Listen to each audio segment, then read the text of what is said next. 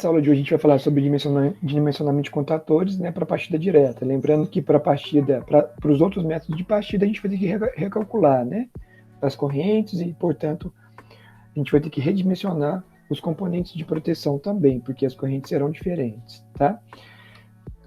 A gente vai falar sobre o princípio de funcionamento, né, dos contadores, de maneira geral, e também sobre os tipos de funcionamento, e ao final eu mostro para vocês aí um exercício de aplicação. A referência é a mesma, os catálogos, o livro do Franch, né, e os catálogos da WEG. Então, e a respeito da definição, né, do contador, dos contadores. O contador é uma chave eletromagnética de operação não manual. Tá? Essa definição é importante porque não manual, entendam-se o seguinte, que a gente não tem que fazer um contato, ela não tem uma chave, não tem uma manopla, né?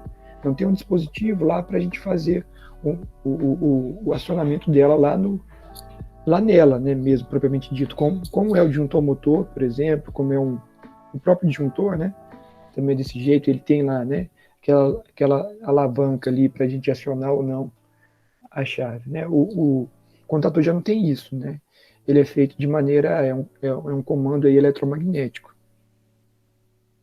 E ele é utilizado aí ele pode ser utilizado para conduzir ou interromper correntes, né, em condições normais do circuito, tá? Inclusive, ele é feito aí para suportar corrente de sobrecarga. A operação dele, né, para a gente entender um pouco da operação, a gente tem que ver aí quais são entender também das partes constituintes, né, as partes aí que formam os contadores. Eu costumo fazer uma analogia a um relé, porque nessa altura aqui vocês já devem ter visto os relés, talvez lá em eletrônica, né, e ele tem um funcionamento ali muito parecido com o relé. Ele tem uma bobina de acionamento, né? E ele tem alguns contatos, no caso dos contadores, contatos principais e contatos auxiliares, que interagem com o campo magnético que é criado quando essa bobina é alimentada, tá? Esses aqui são símbolos, né? O símbolo dos contatos e o símbolo da bobina que a gente já viu aí nas aulas anteriores, tá? Então, assim, tá aqui, né? Essa aqui é o símbolo da bobina e isso aqui são os símbolos dos contatos principais e auxiliares. Então, quando a gente alimenta essa bobina a gente vai ver, quando a gente pegar o manual, ela pode ser alimentada por tensão contínua alternada. Ela gera um campo magnético e esse campo magnético vai interagir com os contatos, né? Os contatos normais abertos vão fechar e os normais fechados vão abrir. O mecanismo aí, né, eletromecânico, né, eletromagnético, de funcionamento dos contadores. Então vejam que ele tem aqui uma parte fixa, que é essa parte de baixo, né, um núcleo fixo. O núcleo é parecido com o núcleo lá dos transformadores. Então ele tem um núcleo, ele tem uma bobina que envolve esse núcleo, e acima desse núcleo fixo ele tem um núcleo móvel, né, que é a parte que vai movimentar. Então essa parte movimenta e tem uma mola, né, também. Aí o que acontece? Quando essa bobina, então, ela é alimentada, né, essa bobina que está mostrada aqui, né, nesse destaque, ela é alimentada, essa parte móvel, ela movimenta aqui para baixo, né, no sentido dessa seta que está sendo indicada aqui. E vai fechar os contatos normais abertos, tá vendo? Então tem essa parte de contato fixo, contato móvel movimenta junto com o núcleo aqui, então vai fechar. Quando eu cesso, né, a alimentação aqui dessa bobina, o que acontece? A mola, né, que estava esticada, ela vai tender a voltar à sua condição de repouso, sua condição original. Então, o contato normal aberto vai voltar a abrir aqui novamente. Tá, ok? Então, o funcionamento é esse. Eu tenho aqui um contador, tá? Eu vou mostrar para vocês, eu vou abrir esse contador e mostrar para vocês. Só que, antes disso, antes de mostrar ele aberto, tá? Que tem aqui os componentes 3D, né? Então aqui tem um contador, ó. Então veja, eu tenho lá essa parte superior aqui, ó, e com os parafusos maiores, né? Terminais maiores aí, são os terminais de alimentação, né? Do circuito de força ou de potência, tá? Essa é a alimentação do motor. Então, as fases L1, L2, L3 eu vou ligar aqui nos terminais 1, 3 e 5. São os terminais de entrada. Aqui embaixo eu tenho os terminais de saída, 2, 4 e 6, né? Da fase L1, L2 e L3, que vai dar sequência aí na alimentação do motor aqui para baixo. Na parte da frente aqui, mais frontal do contator, eu tenho os meus contatos auxiliares. Esses contatos auxiliares, eu tenho aqui um normal aberto e um normal fechado. 13, 14, 21 e 22. Eles são utilizados no meu circuito de comando, tá? Por isso que são menores, a corrente que vai passar por eles aqui é pequena. A corrente necessária aqui para poder alimentar a bobina. Bobina é essa que é alimentada aqui através dos contatos A1 e A2, tá? A1 e A2. Esses números são padronizados, tá? Essas letras aí de identificação desses terminais. Então, esse contador está aqui, ó, tá? Então, esse contador está aqui. Eu desmontei, né? Deixa eu tentar montar ele aqui de novo para mostrar para vocês ele fechado, primeiramente. Então, está aqui ele fechado. Esse é um contador da Siemens, é um pouco diferente desse o contador do Cadzimu parece, embora não tenha nenhuma marca nele, né, mas parece, lembra muito da Schneider. Mas tá vendo, ó, a parte mais traseira dele aqui, ó, são os contatos de força, né? 3 polos aqui, ó, alimentação trifásica. A parte em cima, esse é o contador da Siemens, eu não sei se eu já falei para vocês, mas esse é o contador da Siemens, ó. E a parte mais, a parte inferior aqui, traseira, né? Eu tenho os contatos, então, de força, né? A saída dos contatos de força. Tem aqui 3 terminais. Aqui na parte frontal desse contador, eu vou ter 4 contatos auxiliares, né? 3 normais abertos, 2 normais abertos e 2 normais fechados. Os normais abertos são os mais externos aqui, né? Então eu tenho lá o NO aqui para poder identificar. Então os mais externos aqui são normais abertos e os 2 internos aqui são normais fechados. Tem o NC lá para poder identificar, tá? Aqui eu tenho um botão de teste. Toda vez que eu aperto esse botão aqui, ele comuta os contatos para a gente testar. Esse é um botão de teste. E nesse caso aqui, ó, aqui em cima, eu tenho o contato, o terminal, né, para poder energizar a bobina, o terminal A1 em cima. E aqui embaixo eu tenho o terminal A2, tá? Então esses são os componentes equivalentes ao que vocês viram no card Simu. Então eu vou abrir, ó. Tô abrindo ele aqui, tá? Cuidado aqui para não cair nenhuma peça. Então eu tô abrindo.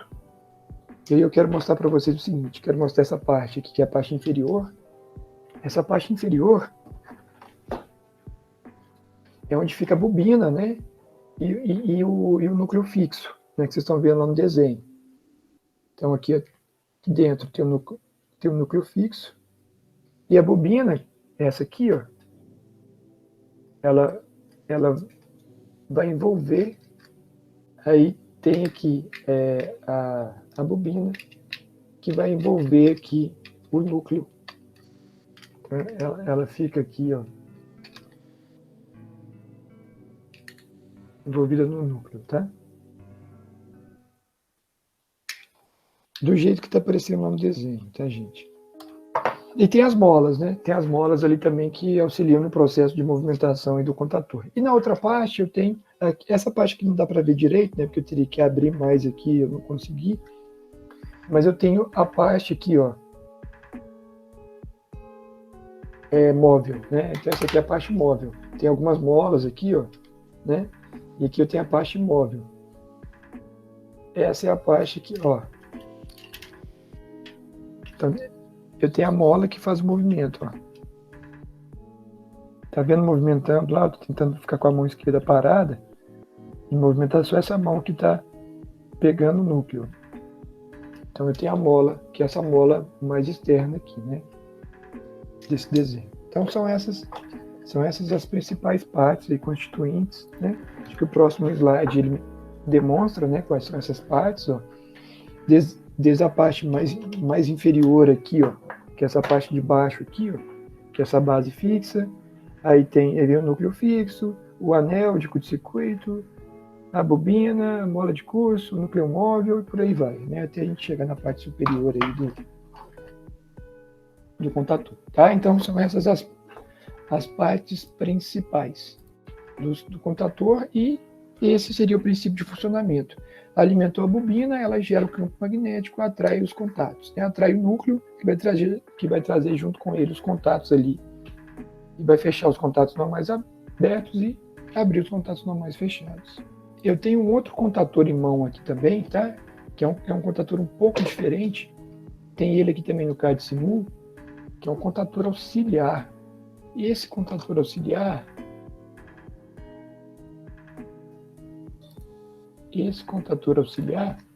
ele não tem os contatos de força, ele só tem os contatos auxiliares, os contatos de comando, tá? Então ele é usado para, tá vendo aqui nesse caso aqui, ó. Então esses contatos auxiliares, eles são feitos para quando a gente tem, por exemplo, o caso que vocês estão vendo aí na tela do CAD-Simul, né? 2NO é um contato normal aberto e um contato normal fechado. E a gente precisa de mais contatos auxiliares. Então, eles são feitos aí para fazer uma expansão, né, desses contatos aqui, para a gente utilizar o nosso ciclo de comando. A gente não consegue alimentar a maior parte dos motores com esses contatos, porque a corrente que eles suportam são pequenas, tá? São correntes bem menores aí do que os outros contatores. Então, assim, a especificação do contator é um pouco mais complexa do que a especificação do fusível, porque além de especificar a corrente do contator, eu preciso especificar também a tensão de alimentação da bobina, que pode ser contínua ou alternada, e o número de contatos auxiliares, né? Isso aí vai ser importante também, porque a gente vai utilizar nosso ciclo de comando, esses contatos auxiliares. Além de analisar a questão da compatibilidade com relé de sobrecarga. Então, tem alguns relés de sobrecargas que são feitos para se encaixar no contator, então eles precisam ser de tamanhos aí compatíveis, tá? E além disso, preciso verificar a tensão de isolação, tá? Então é um pouco mais complexo, tá? A gente vai ver isso no exemplo de aplicação daqui a pouco. Em relação aos itens aí sobressalentes ou de reposição, a gente tem as bobinas e os contatos, né? Então, assim, não é muito comum, né, acontecer de trocar esses componentes quando um contator queima, mas pode comprar, tá? A gente pode comprar essas partes sobressalentes aí e trocar se for necessário. Mas quando queimar um contator desse, o mais comum é você trocar o contator todo. Você não consegue ver ali, você não consegue identificar ali de forma precisa qual componente, né, que danificou, aí você troca ele todo. A respeito aí também uma informação que não tinha lá nos contatores, nos fusíveis, desculpa, existem aí categorias, né, existem classes de contatores específicos para essas aplicações aí que vai ficar ligando e desligando o tempo todo, tá? Assim como eu tenho linhas de motores específicas para esses funcionamentos, eu tenho também contatores específicos para esse tipo de situação, tá? Então a gente trabalha basicamente com essas 4 categorias, né? Eu estou destacando aqui a categoria C3, que é a categoria mais comum, né? Que equivale ao serviço normal de manobras de motores de indução, né? Desligamento em regime, que significa que vai desligar o motor com ele funcionando, né? Passando corrente ali por ele.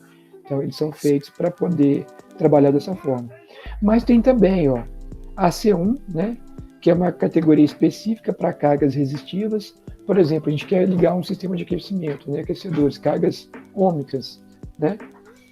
Cargas resistivas. Então a gente vai utilizar contatores para com essa categoria C1, né, para essa aplicação. Então no catálogo tem essa diferença. Eu vou mostrar isso para vocês daqui a pouco. Inclusive a corrente dos contatores vai mudar. E tem também a C4, que é aquele caso que eu falei para vocês no início, né? Para um motor que funciona, que liga e desliga o tempo todo, né? Que a gente fala que é regime intermitente, não é contínuo, né? Seria intermitente, que ele para, desliga, para, liga, para, liga. Então a gente tem os contadores específicos também para isso. A gente vai determinar isso lá no catálogo.